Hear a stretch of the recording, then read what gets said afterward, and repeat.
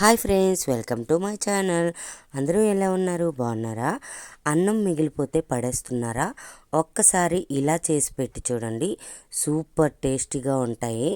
అన్నం మిక్సీ జార్లో వేసుకొని కొద్దిగా ఉప్పు, జీలకర్ర, ఎండుమిర్చి మీ కారంకి సరిపడా వేసి బాగా మెత్తగా పేస్ట్లా చేసుకొని అందులో కొంచెం ఒక 2 ఉల్లిపాయలు చిన్న చిన్న ముక్కలుగా కట్ చేసుకున్నవి, పచ్చిమిరపకాయలు, అల్లం 1 ఇంచు చిన్న చిన్న ముక్కలుగా కట్ చేసుకొని, ఒక 2 టేబుల్ స్పూన్స్ గోధుమ పిండి వేసి బాగా కలుపుకొని వేడివేడి నూనెలో చిన్న చిన్న పునుకులుగా వేసుకుంటే అంతే, ఎంతో రుచికరమైన అన్నంతో బోండాలు, పునుకులు, గారెలు సూపర్ టేస్టీగా ఉంటాయి.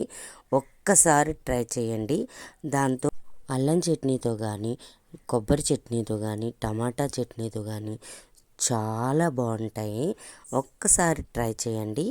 నచ్చితే లైక్ చేయండి, షేర్ చేయండి, సబ్స్క్రైబ్ చేసుకోండి.